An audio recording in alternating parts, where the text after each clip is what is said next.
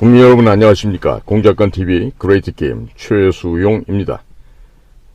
국민 여러분들께서 늘 저희 방송을 애청해 주셔서 감사를 드리고 또 특히나 해외에 계시는 동포 여러분들께도 깊이 감사를 드립니다.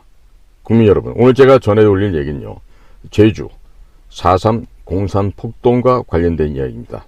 자, 그러면 북한 괴뢰가 최초로 남한의 선거에 개입한 사건이 있었는데 그 사건이 뭔지 아시죠? 바로 제주 4.3 공산 폭동인 것입니다. 저희 인도태평양 전략연구원에서는요, 지금 저희 공작관TV 그레이트게임도 운영하지만 역사 전쟁을 펼쳐나갈 지금 그 만반의 준비를 하고 있습니다. 그래서 이번 시간에는 제주 4.3 공산 민중 폭동일을 맞아서 역사상 최초의 부정선거에 대해서 말씀을 드리도록 하겠습니다. 제주 4.3 공산 폭동을 기념하기 위해서 이석기의 RO, 레볼루션 오거니제이션이죠. 그 다음에 경기 동부연합, 민노총, 또 민주당, 이런 국내 남노당 추종 세력들이 제주도에 총집결한다는 소식이 제주도에서부터 들려오고 있습니다. 4월 3일을 전후해서 제주도행 비행기표와 제주도에서 육지로 나오는 비행기표가 모두 매진되었다고 합니다. 이재명과 문재인도 참석한다는 이야기가 제주도에 파다하게 나돌고 있다고 합니다. 이에 대항하기 위해서 대한역사문화원에서 2편의 제주 4.3 진실을 담은 영화를 유튜브 채널에 올려놓았습니다. 인도태평양 전략연구원 홈페이지에서 역사전쟁 코너를 보시면 제주 4.3의 진실을 담은 영화 2편, 한 편이 탐나의 봄, 또 다른 한편은 제주도 최초 목사 이도종, 이 2편의 영화를 올려놓았으니 네이버에서 혹은 구글에서 인도태평양 전략연구원을 검색하고 들어가셔서 보시기만 하면 됩니다. 주변에도 많이 알려주시기 바랍니다. 또 얼마 전 TV조선에서 방영한 이승만 대통령의 하와이 30년도 인도태평양 전략연구원 홈페이지에서 보실 수 있습니다. 현재는 저희가 저작권을 사온 것이 아니고 연구원 홈페이지에 링크만 걸어 두었습니다. 추후에 회비가 어느 정도 모이면 소정의 저작권료를 지불하고 영상들을 사와서 글로벌 디펜스 뉴스와 공작관TV 그레이트게임에서도 방영토록 하겠습니다. 위의 영상은 다운받으시면 안됩니다. 저희에게는 아직 저작권이 없기 때문입니다. 그냥 보시기만 하십시오. 그리고 저희가 충분히 재정적인 여력이 되면 대한역사문화원에서 보유하고 있는 이승만 대통령의 기독교 입국론 자료들을 영상으로 만들어서 유튜브에 올려놓도록 하겠습니다. 앞으로 이 나라 대한민국을 바로 세우기 위해서는 역사전쟁 밖에는 답이 없습니다. 국민 계몽을 통해서 전체 국민들이 깨어나도록 만드는 수밖에 없다는 말씀이 되겠습니다. 인도태평양 전략연구원이 가장 앞에서 앞장서도록 하겠습니다. 자, 제주 4.3의 진실에 대해서 말씀을 드리겠습니다. 그 전에 남노당의 역사에 대해서 잠시 반복학습을 하고 들어가도록 하겠습니다. 1919년 3월 1일 만세운동이 있은 뒤 국내외에서 7개의 임시정부가 생기는데 이 모든 임시정부가 1919년 4월 11일에 생긴 한성정부로 통합이 됩니다. 그런데 일제치하에서 활동할 수가 없으니 중국 상해로 옮겨서 1919년 9월 11일 대한민국 임시정부를 새롭게 중국에서 설립을 하게 됩니다. 초대 대통령이 이승만이고 국무총리가 이동휘였습니다. 이동휘는 공산주의자로 이미 1918년에 러시아 블라디보스톡에서 한인 사회당을 만들고 레닌의 볼셰비키 정부에 충성을 하겠다고 선언했던 바로 그런 인물이 이동휘가 되겠습니다. 1919년 이동휘가 2차례에 걸쳐서 러시아 모스크바로 사람을 보내 레닌에게 자금을 받아오다가 중간에 탈취를 당하는 사건이 발생을 합니다. 이것이 제1차 국제공산당 자금 탈취 사건과 제2차 국제공산당 자금 탈취 사건이 되겠습니다. 이 과정에서 독립운동가끼리 레닌이 준 돈을 서로 차지하기 위해서 서로 죽고 죽이는 만행을 저지르게 됩니다. 이때 금액이 금화 40만 루블과 200만 루블이었는데 현재의 가치로 환산하면 약 3천억 원 가량 된다고 합니다. 자료마다 금액이 일부 차이는 있겠지만 지금 봐도 엄청난 금액이 레닌에서 독립운동가들에게 흘러들어갔고 그들은 독립운동보다 그 돈을 차지하기 위해서 서로 죽고 죽이며 비난하는 추태를 벌였던 것이 바로 역사적인 사실입니다. 이동희는 이 사태의 책임을 물어 퇴출되고 여운형 중심의 이르쿠츠크파 고려공산당이 상해의 임시정부를 접수하게 됩니다. 물론 이때 이승만 대통령은 미국에서 독립운동을 하고 계실 때입니다. 여운형, 박헌영, 김다냐 등 50여 명은 1922년 모스크바로 가서 또 공산주의 확산에 기여하겠다고 충성맹세를 합니다. 이때 레닌이 여운형에게 대한민국 임시정부를 해체하라고 지령을 내리게 됩니다. 결국 이들은 이승만 대통령을 탄핵시키고 대통령 중심제에서 내각 책임제로 개헌을 하게 되는데 이 개헌을 통해서 소비에트 체제로 전환이 됩니다. 그리고 이승만 대통령 대신에 김구가 소비에트 체제의 대한민국 임시정부에서 주석이 되고 맙니다. 중국 공산당의 지령을 받은 국민의힘과 더불어민주당 이 박근혜 대통령을 탄핵시켰던 것처럼 레닌의 지령을 받은 여운형과 김구가 이승만 대통령을 탄핵시키고 자기들이 권력을 찬탈했던 것입니다. 대한민국 임시정부에서도 공산주의자들이 자신들의 기득권을 챙기기 위해서 레닌한테서 돈을 받고 의회 구테타를 일으키고 권력을 찬탈했었던 것입니다. 내각 책임제가 되면 주인 없는 나라가 되기 때문에 외부 세력들이 의원들에게 뇌물을 먹여서 그 나라를 먹어버리기 쉬운 구조가 되고 맙니다. 현재에도 내각 책임제를 주장하는 정치인들이 많이 있는데 그들은 대한민국을 사유하고 외부 세력에게 팔아넘기기 위해서 내각 책임제 개헌을 주장하고 있는 것입니다. 김일성, 모태동 등 공산권에서는 최고 지도자를 주석이라고 하는데 좌파들이 김구를 김구 주석이라고 부르는 이유가 여기에서 비롯이 되고 있습니다. 이승만 대통령 탄핵 이전인 1921년 6월 27일에는 레닌을 받은 이르쿠츠파 고려공산당 당원들이 대한독립군단 3,500명을 러시아의 지원을 받게 해준다면서 러시아의 스보보드니시까지 유인해서 몰살시키는 자유시위 참변이 벌어집니다. 역사적으로 볼 때 대한민국 임시정부의 인사들은 일본과 싸우긴 했지만 우리 민족을 위해서 일본과 싸운 것이 아니라 레닌의 지령을 받아서 러시아를 위해서 일본과 싸운 것입니다. 그런데 이들이 해방 이후에 북한 지역으로 들어가서 조선노동당을 창설하고 남한으로 와서 남조선 노동당, 남노당을 창설한 것입니다. 소련의 스탈린은 1945년 9월 북의 김일성, 본명은 김성주이죠. 이 김일성에게 북한에 새로운 정부를 세울 것을 명령하여 국회 설립, 화폐 개혁, 군대 창설 등 국가 건설 작업에 들어가게 되었습니다. 소련의 스탈린은 박헌영과 남노당 당원들에게 남한 내 폭동을 일으켜서 단독 정부가 들어서지 못하게 틀어막으라고 지령을 내립니다. 박헌영이가 그 지령을 받고 위조 지폐를 사용하다가 1946년 5월에 적발된 조선 정판사 사건을 일으켰고 미 군정에 의해서 지명 수배령이 내려지게 되자 9월달에 전국 총파업을 지시하였으며 10월달에 대구 폭동을 지시하였습니다.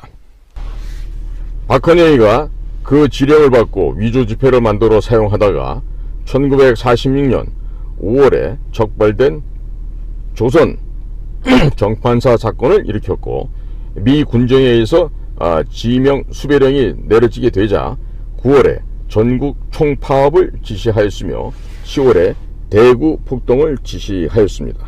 그리고 남북한을 어떻게 통치할 것인가를 놓고 미소 공동회담이 두 차례에 걸쳐서 열렸으나 모두 결렬되었고, 유엔에 의해서 남북한 동시선거가 개최되기로 결정이 되자 소련의 외무성과 국방성은 북에 주둔하고 있던 소련 군정에게 남한내 정부 수립을 방해하라고 지령을 내리게 됩니다. 소련 외무성과 국방성의 지령을 받은 북한 내 소련 군정은 김일성에게 다시 지령을 내리고, 김일성은 남로당 제주지부에 1948년 5월 10일 자유총선거를 방해하라고 지령을 내리게 됩니다. 1948년 4월 3일 새벽 2시에 제주 샛별 오름에 봉화가 오르면서 제주도 전역에서 방화, 약탈, 강간, 학살 등이 벌어졌고, 폭도들은 경찰과 군인들을 죽이고 경찰복과 군복을 빼앗아 입고 다니면서 무고한 양민들을 대량으로 학살하였던 것입니다. 1948년 4월 19일 김군은 김일성이 보낸 간첩 성시백에게 포섭이 되어 남북한 지도자 연석회의에 참석한다고 하며 38도선을 넘었고, 1948년 4월 30일 남북한 동시성명서를 발표하는데, 이 성명서의 내용을 보면 유엔이 인정한 남북 동시선거의 결과를 부정하고 외국 군대는 철수하라는 내용이 들어있습니다. 1960년 4월 19일 4.19가 일어나자 이승만 대통령이 하야하게 되는데, 김구가 1948년 4월 19일 38선을 넘은 날을 기념하여 북이 일으킨 남한내 폭동이 바로 4.19인 것입니다. 북은 4.19 기념우표를 발행하고 있는데, 인터넷에서 4.19 기념우표를 검색하시면 모두 보실 수 있습니다. 4.19 단체가 임종석에게 상을 주었다는 것을 보면 4.19를 우리 국민들이 자발적으로 일으킨 것인지 아니면 북한이 개입한 것인지를 잘 아실 수 있을 것입니다. 그리고 4.19 이후에 내각 책임제로 개헌을 하면서 장면 내각이 들어서는데, 전국에서 폭동, 시위가 일어나자 위기를 느낀 군인 박정희가 들고 일어났던 것이 5.16 군사혁명인 것입니다. 주민등록증이 박정희 정권에서 만들어진 것을 감안한다면 4.19와 내각 책임제 개헌에 북한이 깊숙하게 개입했었다는 것을 쉽게 짐작하실 수 있을 것입니다. 김구와 김일성의 4월 30일 선언문 낭독이 있은 후 1년 뒤인 1949년 6월 30일에 주한미군이 철수하고, 1년 뒤인 6월 25일 새벽 4시에 북한군이 38도선 전역에서 남하를 하게 됩니다. 제주 4.3 사건을 진압하기 위해서 여수 순천에 주둔하고 있었던 국군 제14연대를 제주도로 파견 명령을 내리자 14연대 내부에 있던 남로당원들이 일으킨 반란사건이 바로 여수 순천 반란사건입니다. 제주 4.3 사건 피해자들은 노무현 정권 때 피해자가 나타나지 않게 되자 각 지역의 동장들에게 할당량을 주어 무더기로 생성하게 하였고, 피해자 안에는 공산폭동의 주범들도 들어있었으며, 당시 5살짜리 꼬마가 전염병으로 죽었으나 피해자로 포함되어 있는 등 피해자 명단이 현재 엉망진창인 것입니다. 당시 피해자 명단에서 약 꼭 빼야 하는 사람들이 대략 1,400여 명 정도 되었다고 합니다. 제주도 지역의 좌파 시민단체들도 다 동의했지만 제주도지사 원희룡이 앞장서서 상생을 부르짖으며 공산폭도들도 피해자로 둔갑시켜서 1인당 수천만 원씩 보상을 해주었습니다.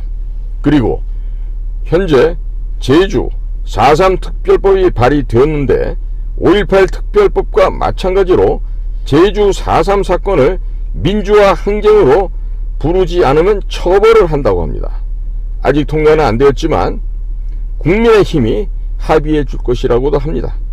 제주 4.3 보상법도 국민의힘이 다 합의해 주었고 제주 4.3 추념식을 제정한 것도 박근혜 정권 때라 하겠습니다. 윤석열 정권의 한동훈 법무부 장관도 역사를 잘 모르니 그들의 장단에 멋져서 춤을 추고 있다 하겠습니다. 한동훈 장관은 제주 4.3 수용인들을 저는 직권 재심하겠다고 하는데 그렇게 되면 자료 미비 등의 이유로 무죄가 나오게 될 것이고 또 엄청난 예산을 들여서 보상을 해줘야 할 것입니다.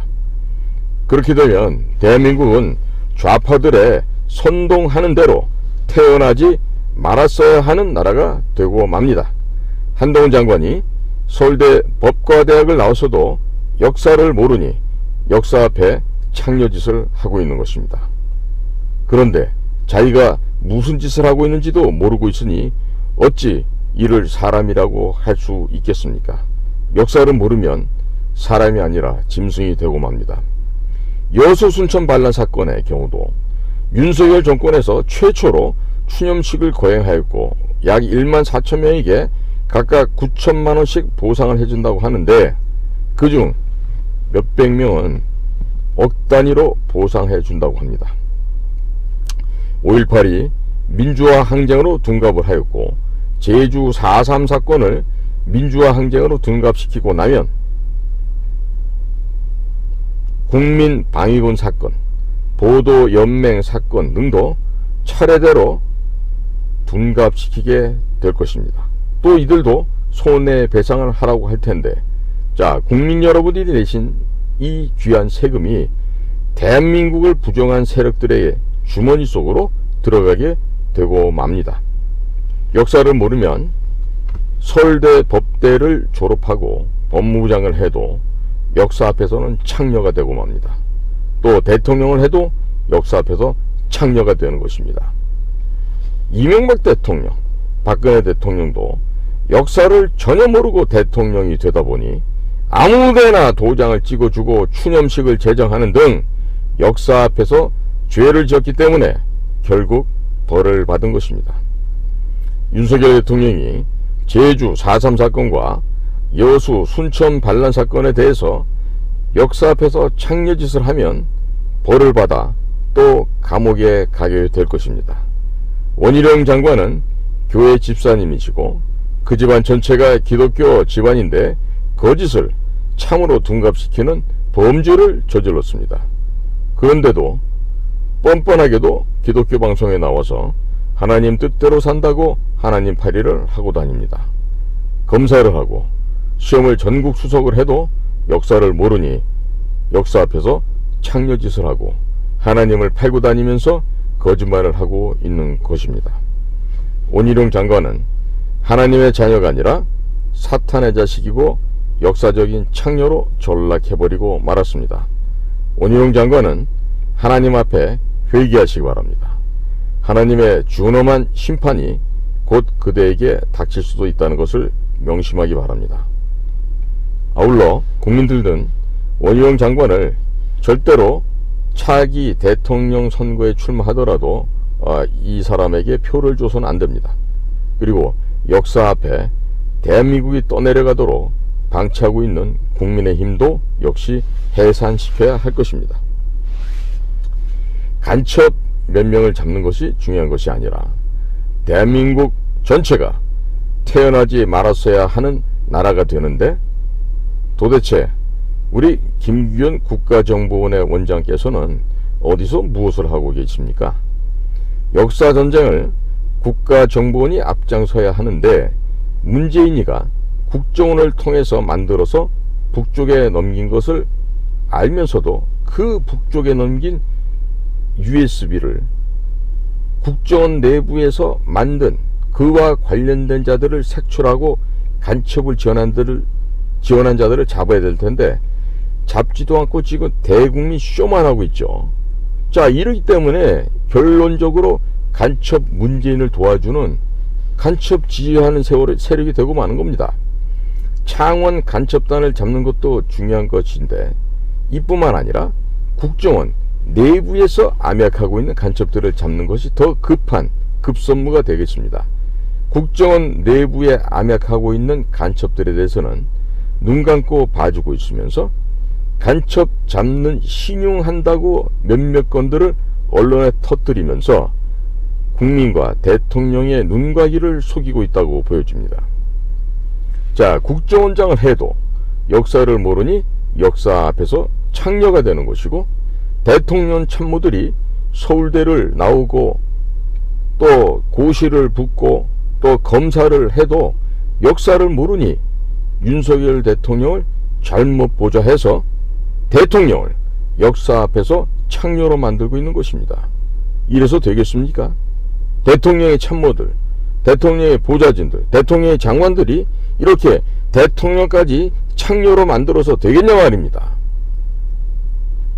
국민 여러분, 대한민국 건국 대통령 이승만 대통령 동상은 없는데 6.25 때 중공군 298만 명을 보내서 이 나라의 통일을 방해하였고 수도 서울을 짓밟고 우리 대한민국의 아녀자들을 겁탈했던 중국 인민해방군의 괴수, 그 중국 공산당의 수괴 시진핑의 기념관을 설치한 서울대학교는 더 이상 대한민국의 교육기관이 아니겠죠. 따라서 서울대학교는요, 폐교시켜야 할 것입니다. 심각하게들 대통령께서는 고려해 보시기 바랍니다. 그리고 제주도에서 목회하고 계시는 목사님들께 제가 여쭈어봅니다. 제주 4.3 사건에 대해서 이야기하면 눈치가 보인다고요? 또 전도에 방해가 돼서 제주 4.3 사건의 진실에 대해서는 말할 수가 없다고요? 만일 그렇다면 제주도 계시는 목사님, 당신들은 역사 앞에서 이미 창녀가 된 것입니다. 하나님의 종이 아니라 사탄의 종인 것입니다. 제주도의 교회가 약 600여 개나 되는데 어떻게 단 한 군데의 교회에서도 진실을 외치는 교회가 없다는 말입니까? 그러고도 당신들이 하나님의 자녀라고 얘기할 수 있겠습니까? 제주도에 계시는 목사님들, 당신들은 죽어서 지옥의 불구덩이에 떨어지게 될 것입니다. 그것을 원하지 않는다면 오늘부터라도 변화되십시오. 십계명에도 거짓말을 하지 말라고 되어 있는데 귀하들은 그것을 알면서도 당신들은 거짓 증언을 하였습니다. 당신들은 하나님을 믿지도 않으면서 하나님을 팔아서 장사를 하고 있죠. 그러니까 목사가 아니라 먹사인 겁니다. 밥 먹기 위해서 하는 생계형 먹사. 그 가운데는 독을 뿜어내는 독사들도 적지 않은 것이죠. 하나님의 준엄한 심판이 조만간 있을 것이니 더 늦기 전에 회개하시고 교회에서 제주 4.3의 진실을 담은 탐나의 봄을 성도님들 앞에서 상영하시기 바랍니다. 국민 여러분, 이 나라 대한민국은 국민주권 국가입니다. 다들 알고 계시죠? 여러분들께서 주인 행세를 하지 않으시면 여러분들의 종들이 주인의 눈과 귀를 속이고 주인의 재물을 약탈해가는 것입니다. 나라가 망가지는 것은 종북 주사파의 탓도 아니요, 정치가들의 탓도 아니라 여러분들이 역사를 자녀들에게 안 가르치기 때문에 서울대 가서 출세만 해라, 공부 잘해라, 이런 식으로 가르쳤기 때문에 자녀 세대가 괴물로 변질된 것입니다. 우리 모두 다시 역사 공부를 시작해야 하겠습니다. 제주 4.3 사건의 진실을 알리기 위해서 영화를 만들어주신 제주 4.3 사건 재정립시민연대 전민정 대표님, 대한역사문화원 김재동 목사님, 이승만 하와이 30년을 제작하신 이승만 건국 기념사업회 김효선 사무총장님께 다시 한번 깊이 감사의 말씀을 전해 올립니다. 오늘도 저희 공작관TV 그레이트 게임을 경청해 주셔서 감사합니다. 오늘 이와 관련된 동영상들은 인도태평양 전략연구원 홈페이지 www.k-g cia.kr 그 홈페이지에 가시면 역사전쟁 코너를 찾아볼 수 있는데 그 역사전쟁 코너에 올려두었습니다. 많이들 경청해 주시고 또 주변에도 많이 알려주십시오. 늦은 밤 저희 방송을 경청해 주셔서 대단히 감사합니다. 고맙습니다. 이호근 방송. 구독, 좋아요는 좋은 방송을 만드는 데 큰 힘이 됩니다. 감사합니다.